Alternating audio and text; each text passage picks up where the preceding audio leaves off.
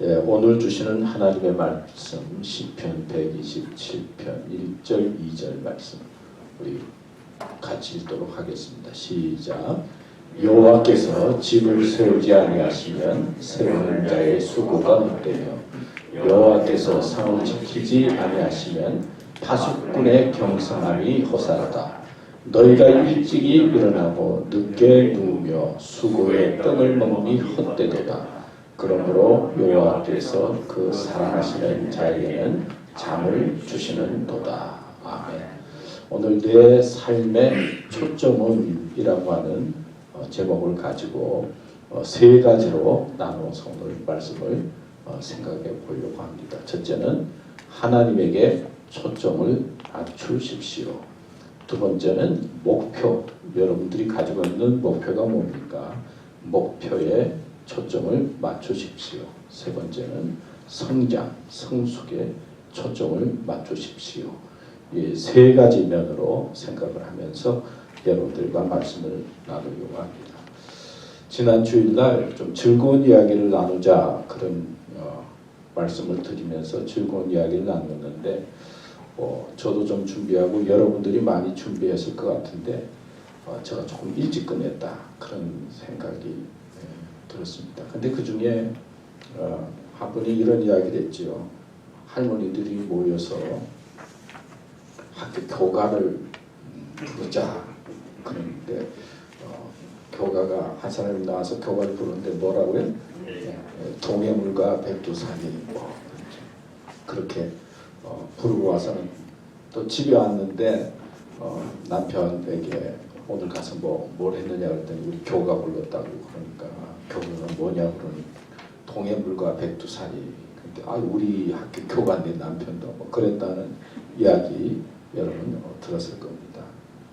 사람이 뭘 정확한 것 같기도 하면 같은데 사실 지나면서 뭐가 좀 왔다 갔다 할 때가 많이 있는 것이 우리의 모습이기도 하고 또 나만 그런 게 아니라 나이가 들어가면서 또 나이가 들지 않다 하더라도 좀 왔다 갔다 할 때가 많이 있고 그리고 초점을 잃어버리고 희미할 때가 많이 있다고 생각이 됩니다. 여러분 내 생각이 왔다 갔다 할 때 누가 내 자신을 이해할 수 있을까요? 과거에 부흥사님이나 목사님들이 이야기할 때 마지막 때에 막 돌아갈 때 정신이 왔다 갔다 할 텐데 예수 믿는 사람은 꼭 예수님이 내 구주입니다 라고 하는 것을 꼭 기억하고 잊지 말고 마지막 순간까지 예수님께서 나의 구원자이심을 고백하고 돌아가야 된다고 정신 바짝 차리고 끝까지 정신 차리라. 그런 이야기 여러분 들으셨을 거예요. 그런데 그랬으면 얼마나 좋겠습니까만은 사실 요즘 치매도 많이 걸리고 알츠하이머 병도 걸리고 그러니까 이 나이가 들어가면서 왔다 갔다 할 때가 많이 있지 않습니까?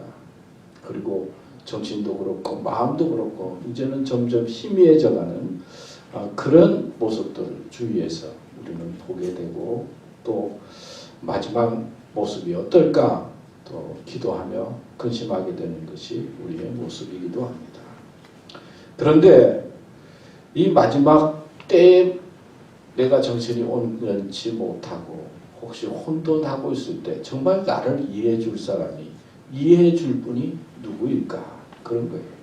우리가 살아가면서 여러 가지 내가 가지고 있는 생각들과 마음들을 이야기할 때 어떤 때는 왔다 갔다 할 때 조금만 왔다 갔다 해도 다른 사람이 얼마나 듣기 귀찮아하고 또 비난하기도 하고 또 무시하기도 하는데 이러한 나를 정말 이해해주고 받아주고 그리고 사랑해줄 사람이 누가 있을까 그런 질문을 해볼 수가 있습니다.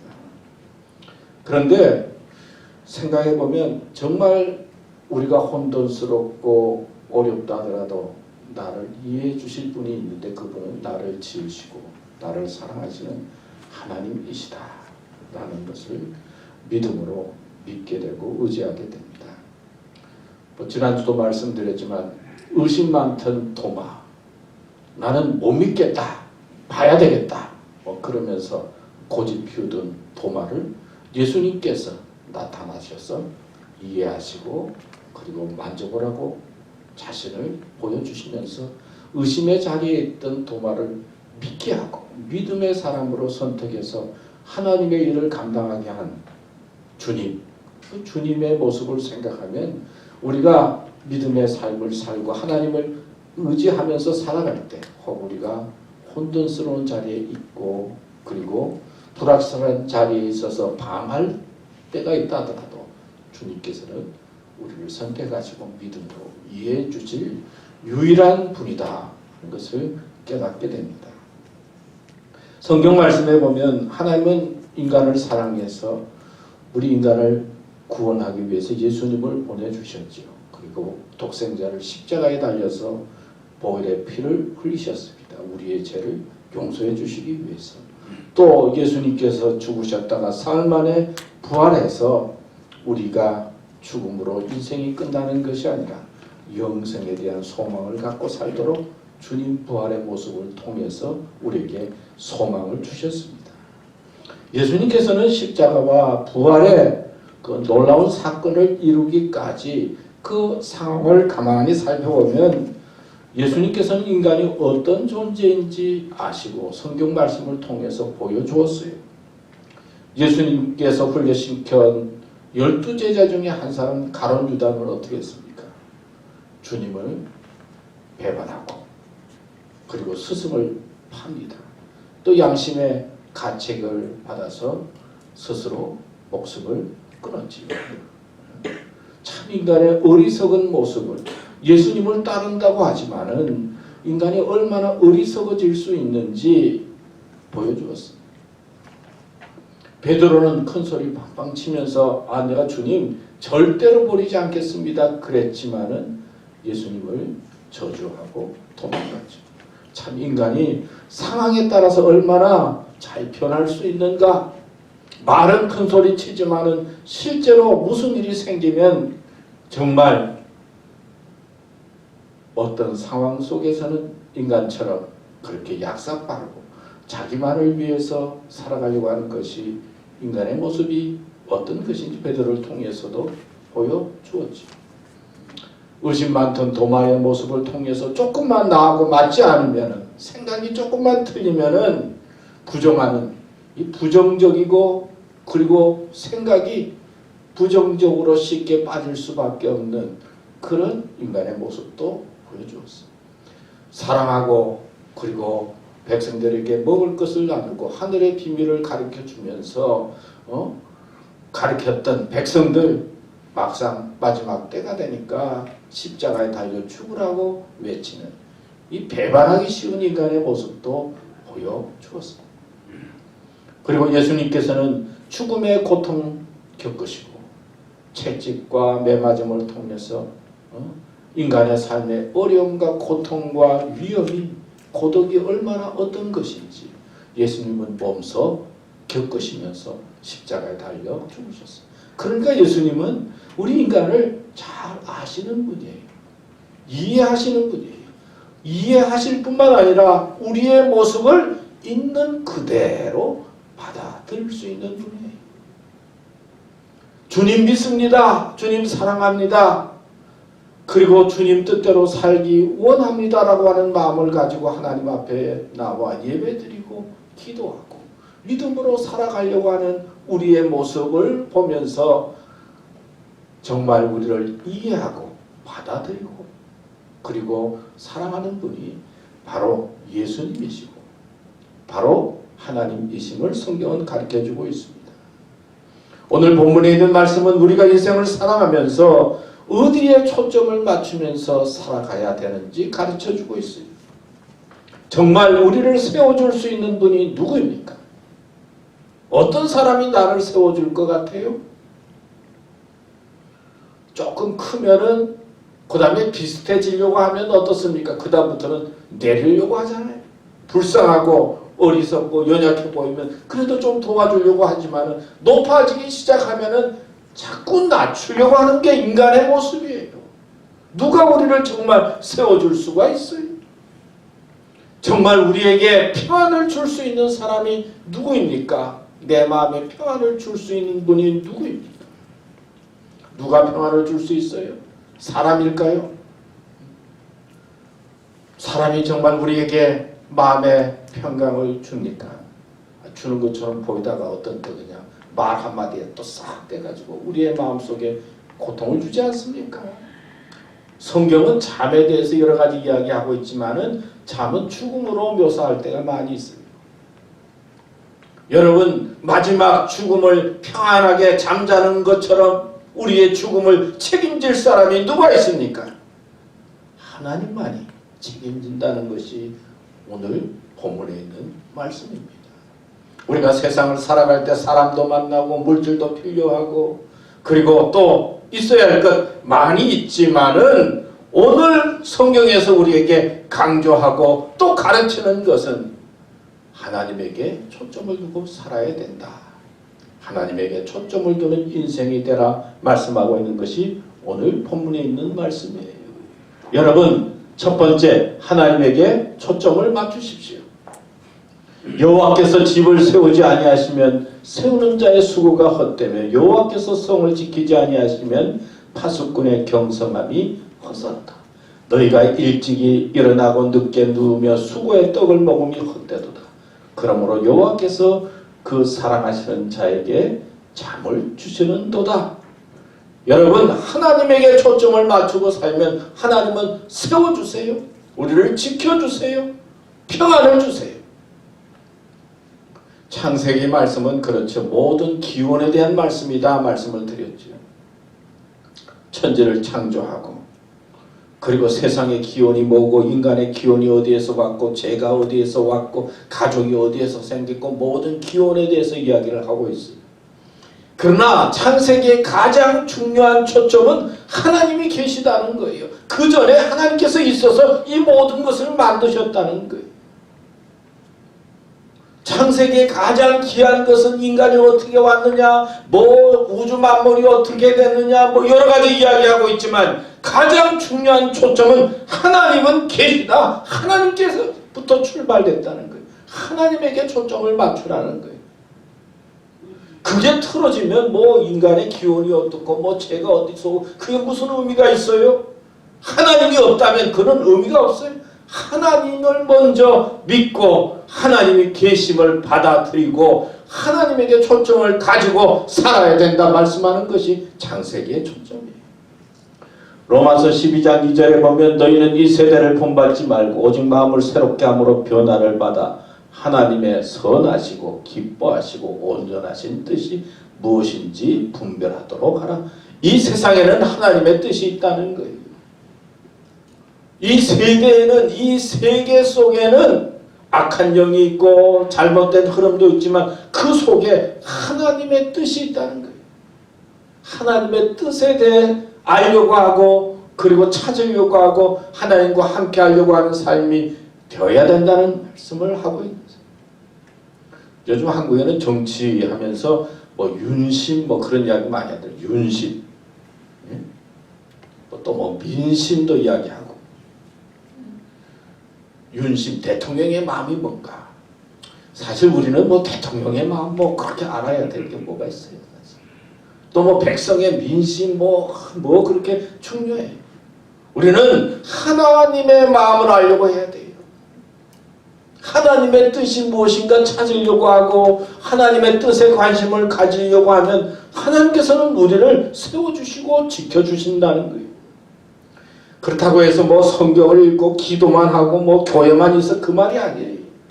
이 세상 속에 살아가면서 내가 하나님을 믿고 찾으려고 하고 하나님의 뜻에 대해서 질문하고 그리고 하나님을 바라보면서 믿음으로 살려고 할 때 하나님께서 주시는 뜻이 있다는 거예요. 하나님께서 함께 해주시는 그 삶이 복된 삶이에요.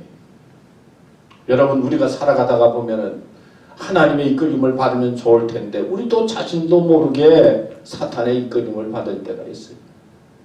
사탄아 물러가라. 누구를 향해서 했죠? 누구랑 해서? 베드로를 향해서 했죠. 예수님 잘 따라다니는데 예수님께서 고난당하고 어려운 일 당한다 하니까 그리하면 안 됩니다. 그러니까 예수님께서 베드로를 향해서 사탄아 물러가라 말씀하는 것처럼 우리도 이 세상 살아갈 때 사탄의 지배를 받을 때가 많이 있다는 거예요. 주님 곁에 있어도 사탄에게 쓰임받는데 세상에 살아가다 보면 얼마나 사탄이 우리의 삶을 지배하려고 하겠습니다. 그래서 악한 영은 우리를 번뇌하게 만들고, 그리고 또 사탄은 가룟 유다의 생각 속에 들어가가지고 예수를 팔게 만들고, 사탄의 지배를 받으면 번뇌하게 되고 누군가 미워하게 되고 팔고 싶고 그냥 그렇게 되는 거예요. 하나님의 뜻을 찾고 하나님의 인도하심을 받으면 감사하게 되고 기쁨이 넘치게 되고, 그리고 너무나 감사해서 하나님 앞에 자신을 돌이켜보면서 회개하게 되고 그렇잖아요. 창세기 1장 31절에 보면 하나님이 그 지으신 모든 것을 보시니 보시기에 어떻다고요? 심히 좋았더라. 저녁이 되며 아침이 되니 이는 여섯째 날이니라. 우리 믿음의 사람은 하나님이 보시기에 좋았더라 하는 그런 삶을 살아야 된다는 거죠. 하나님의 뜻은 보시기에 좋았다. 나르시즘이라고 하는 단어가 있죠. 뭐 아시는 분들 아실 거예요. 그리스 신화에 나르시스라고 하는 소년이 있었는데 어느 날 그 소년이 호수에 가서 이제 호수에 비친 자기의 얼굴을 봅니다.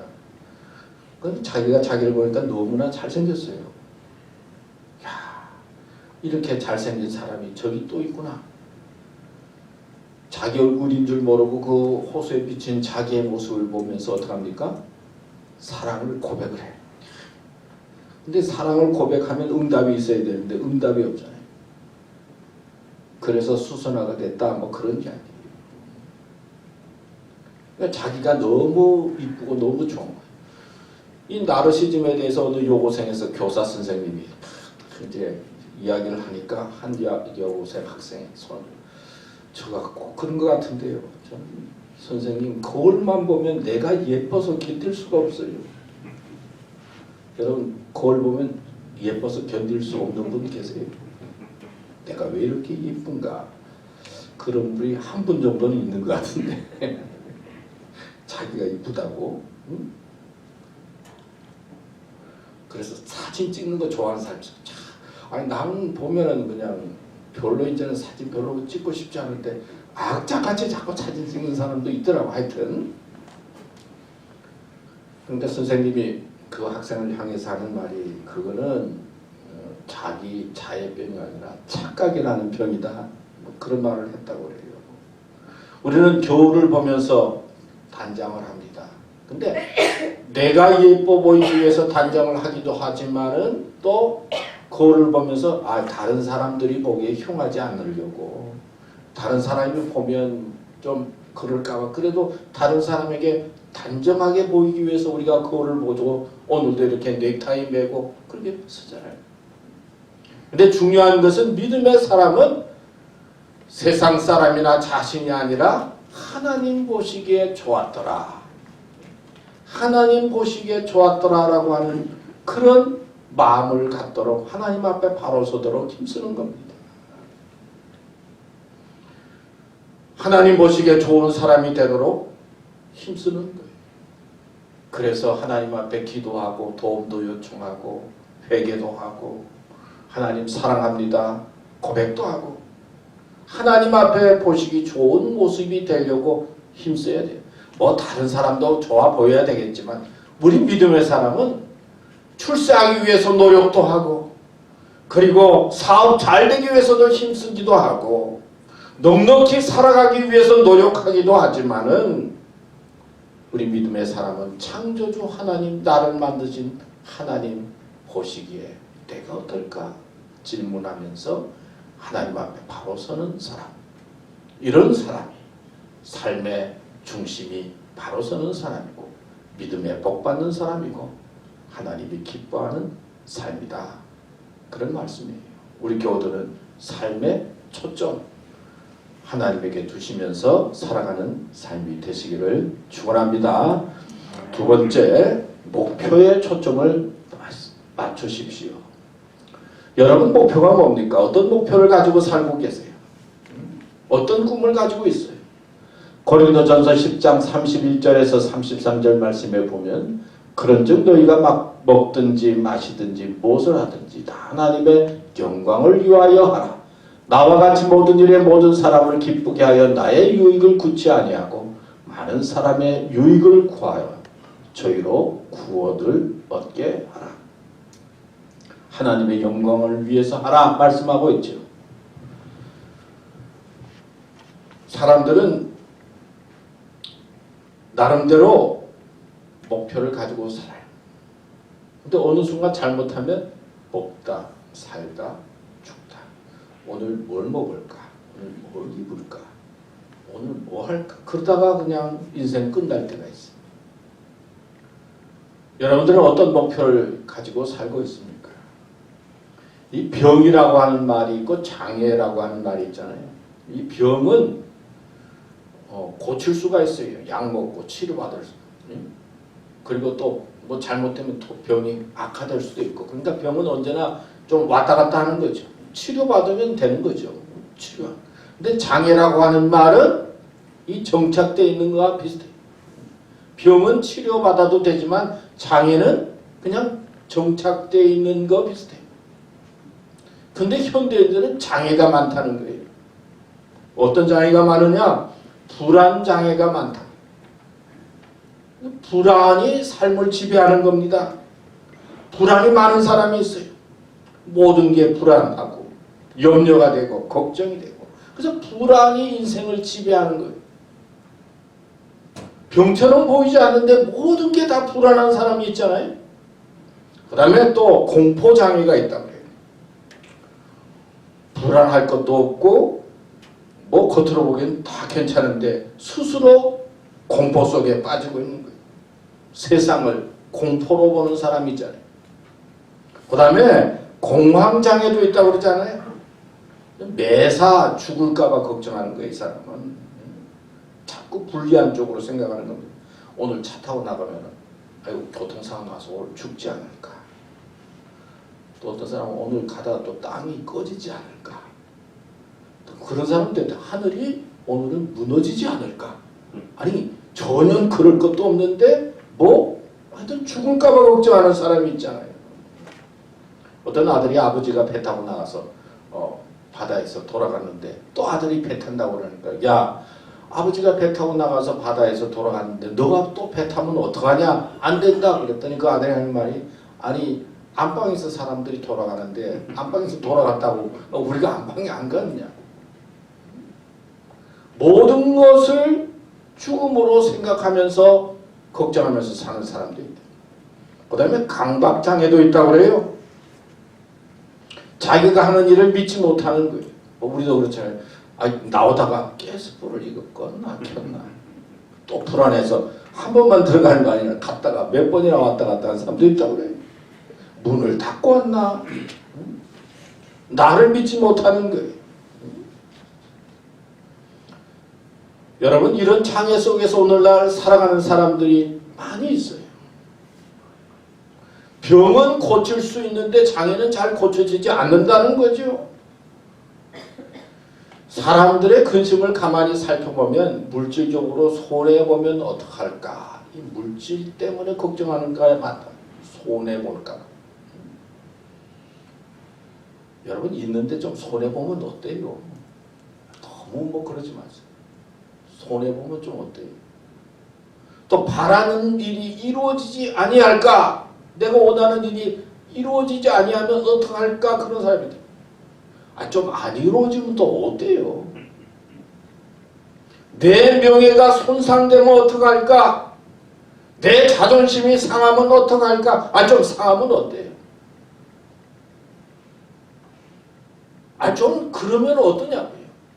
그런 거 빼면은 사실은 염려하고 근심하고 걱정할 일이 없는데 뭐 거기에 빠져가지고 그냥 언제나 근심하고 걱정하는 병 속에 살아가는 사람들이 많이 있어요. 장애 속에 살아가는 사람이 많이 있어요. 오늘 성경 말씀에 고린도후서 7장 10절에 보면 한번 같이 읽을까요? 시작. 하나님의 뜻대로 하는 근심은 후회할 것이 없는 구원에 이르게 하는 회개를 이루는 것이요 세상 근심은 사망을 이루는 것입니다. 아니 이만큼 살고 미국에서 살고 오늘 기도도 말씀했지만 얼마나 감사할 일이 많이 있어요. 주신 게 너무나 많아요. 이 좋은 세상에 우리가 살아왔어요. 살고 있어요. 근데 조그만 거 가지고 따져보면 아무것도 아닌데 좀 손해보면 어떻고 조금 뒤로 물러가면 어떻고 세상 근심에 빠져서 영원히 죽어가는 사람들이 많이 있는 거예요. 그런데 하나님의 뜻대로 하는 근심은 후회할 것이 없는 구원에 이르게 한다고 그랬어요. 하나님을 생각하면서 하나님 내가 이런 목표가 있는데 하나님 앞에 바로 서지 못했어요. 세상에 치우쳤어요. 좀 하나님을 위해서 봉사해야 되는데 봉사하지 못했어요. 자꾸 이렇게 게을러져요. 습관적으로 잘못되고 있어서 하나님 앞에 내가 후회하면서 기도하고 하나님 앞에 서는 근심은 나를 구원하게 하는 거지만은 세상에 있는 근심은 뭐예요? 나를 사망에 이르게 자꾸 내 영혼을 좀먹게 하는 거예요. 미워지고 말이에요. 고통이 생기고 아픔이 생기고. 우리는 하나님의 뜻대로 하는 근심을 통해서 후회할 것이 없는 구원의 사람이 되어야 된다. 성경은 말씀하고 있어요. 이사야 43장 7절에 보면 내 이름으로 불려지는 모든 자 곧 내가 내 영광을 위하여 창조한 자를 오게 하라. 그를 내가 지었고 그를 내가 만들었느니라. 하나님이 책임지시겠다는 거예요. 여러 가지 인생의 목표를 바라보면서 하나님 앞에 서면서 살아가면 하나님께서 책임지신다. 얼마나 감사합니까? 얼마나 고맙습니까? 인생에는 세 등급이 있다고 그래요. 세 번째 등급은 자꾸 과거 생각하면서 살아가는 사람. 불교에는 불가오뽀라고 그래가지고 전생에 내가 무슨 죄를 지었기에 그런 말이 있잖아요. 전생에 무슨 죄를 지어서 이렇게 고생하나. 전생까지 지금 과거 생각해도 복잡한데 전생까지 생각. 그래 과거 생각하면서 그렇게 힘들게 사는 사람 많이 있어요. 그런데 집착하니까 얼마나 인생이 피곤합니까? 얼마나 힘들어요. 이 셋째 등급. 그 다음에 두 번째 등급은 미래를 생각하면서 미래에만 생각하면서 사는 사람. 미래는요 어때요? 언제나 불확실한 거예요. 이렇게 될 수도 있고 저렇게 될 수도 있고 장담할 수 없는 거예요. 미래를 위해서 오늘 준비하고 있지만 언제나 마음속에 가지고 있는 것은 미래는 이렇게도 될 수 있고 저렇게도 될 수 있는 거예요. 오늘 내가 준비하면서 미래를 바라보지만은 미래는 언제나 불확실해. 어떻게 될지 몰라요. 꼭 이렇게 안 돼도 돼요. 미래를 생각하면서 너무 힘들게 사는 사람이 있어요. 1등급은 오늘을 생각하면서 사는 거예요. 여러분 오늘 여기 앉아 있으니까 얼마나 감사합니까? 사실 나오고 싶어도 몸이 힘들어서 못 오시는 분도 있잖아요. 나오고 싶지만 가정에서 또 해야 할 일이 있어서 힘든 일이 있어서 못 오시는 분도 있고 자동차 타기도 힘들고 뭐가 다 힘들어서 못 오시는 분이 있잖아요. 앉아있는 것도 감사하고 여러분이 미국에 있어 산다는 거 세계 최고의 나라에서 산다. 또 이 마리에타 이 근방이 좋은 지역에서 산다. 이거 얼마나 좋습니까? 또 둘루스 지역 가니까 거기는 또 요즘 새로 다 지어가지고 건물도 깨끗하고 집도 다 그냥 새로 짓고 또 거기도 좋고 생각해보면 생각에 따라서 좋은 거예요. 오늘을 생각하면서 살아갈 때 얼마나 복이 있습니까? 특급은 뭔지 아세요? 특급도 오늘 죽어도 감사하다. 오늘 죽어도 괜찮다. 그런 마음으로 살아가는 게 특급 인생이에요. 여러분 어떤 목표를 가지고 있습니까? 또 어떤 마음을 가지고 있습니까?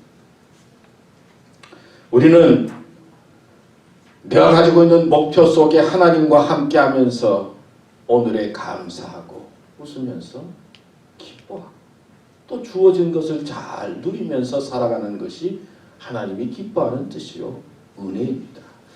우리 교들은 인생의 목표에 초점을 맞추면서 감사하면서 즐겁게 살아가는 삶이 되시기를 축원합니다. 마지막으로 성장에 초점을 맞추십시오. 에베소서 4장 13절에 있는 말씀, 성장하라는 말씀이에요.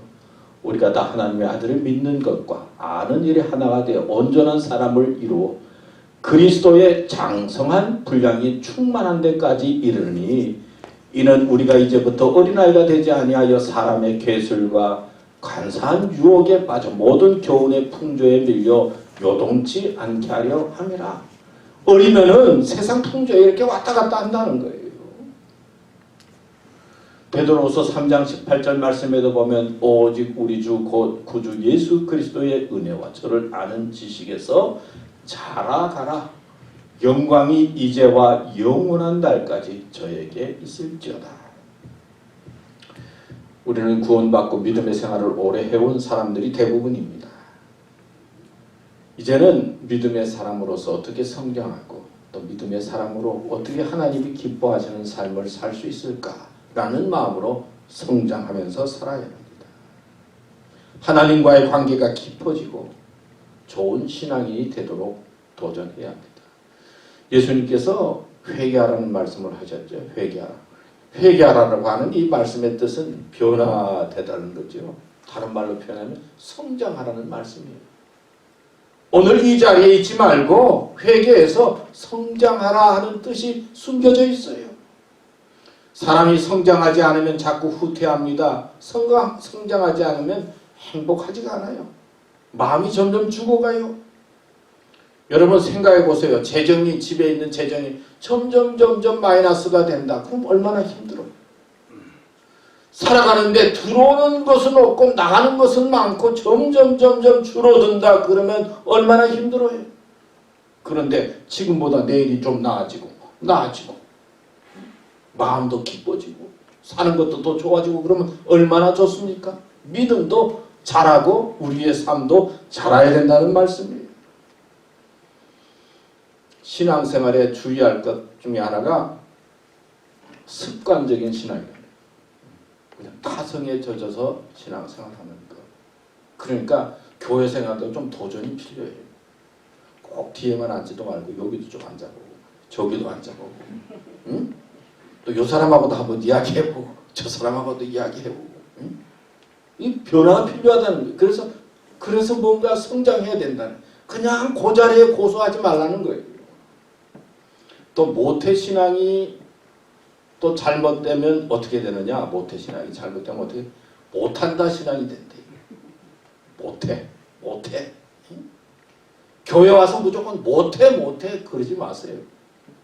해볼까요? 아시도 해볼까요? 그래서 뭔가 도전하고 모험해보라는 거예요.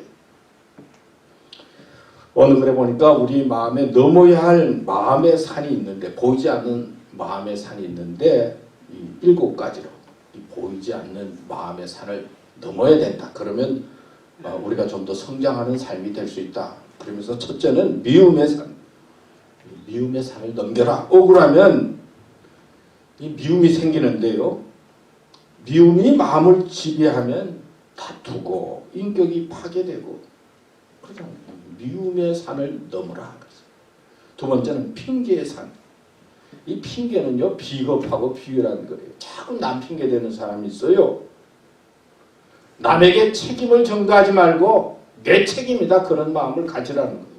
세 번째는 게으름의 삶. 그냥 어영부영 살지 말고 게으름이 우리를 갉아먹지 말게 하라. 네 번째는 욕심의 삶. 욕심이 잉태하면 뭐가 낳고요? 죄를 낳고 죄가 장성하면 사망을 낳는다. 이 욕심의 마음을 넘어라. 다섯 번째는 염려의 산을 넘어라. 염려는 한다고 해결될 게 하나도 없어요. 염려하지 마세요. 여섯 번째는 원망의 산을 넘어라. 원망은요 독이라고 해요. 이 원망은 전염병이 있다고 그래요. 전염이 된다고 그래요. 남을 원망하면 다른 사람도 원망하게 자꾸 따라한다는 거예요. 원망의 마음을 넘어라. 일곱 번째는 교만의 산. 교만의 마음을 넘어라. 교만은 패망의 선봉이요. 넘어짐의 뭐라고 그랬죠? 앞자리다 그랬어요. 그러니까 교만하면 잘 나가다가 한순간에 넘어진다는 거예요. 교만은. 잘 되는 것 같다가. 20세기 초에 기독교 교파가 한 9천 정도 됐다고 그래요. 교파가. 20세기 초에. 근데 현재는 교파가 2만 개가 넘게 있다고 그래요. 그러니까 뭐 몇 년 안 됐는데 9천 개에서 2만 개니까 그냥 얼마나 많이 들었어요. 그 말은 교회 내에서 갈등과 다툼과 분열이 많아서 자꾸 나누어진다는 거예요. 사실 싸워야 될 사람은 마귀고 다른 데인데 말이에요. 교인들끼리 그렇게 많이 싸운다는 거예요. 교회끼리 싸워야 된다는 거예요. 사실 세상에 나가서 싸워야 할, 우리를 넘어뜨려야 할 악의 영들이 너무나 많은데, 아니 악의 영하고 싸우지 않고 자기들끼리 싸운다는 거예요. 그래서 분열과 다툼 때문에 나누어지고 고통을 얻고 괴로워지는 세상 속에 있어요. 그러니까 우리는 좀 달라도 서로 인정하고 또 마음에 좀 맞지 않아도 받아들이고, 그래서 다양한 가운데 한 마음을 이루고 예수 그리스도 안에서 하나가 되어져서 우리가 믿음으로 성장해야 하는 것입니다. 오늘 삶의 초점을 어디에 맞추라? 첫째는 하나님에게 초점을 맞추라. 두 번째는 목표에 초점을 맞추라. 세 번째는 성장에 초점을 맞추라. 마음에 기억하시면서 여러분들의 삶이 믿음으로 더 나아지고 또 하나님 기뻐하는 복된 삶이 되시기를 축원합니다. 하나님 감사합니다. 오늘도 말씀 주셨습니다. 말씀 마음속에 잘 받고 우리가 또 우리 교회가 점점 성장하고 성숙해지고 나아지는 믿음과 삶이 되도록 역사하여 주시옵소서. 예수님의 이름으로 기도드립니다. 아멘.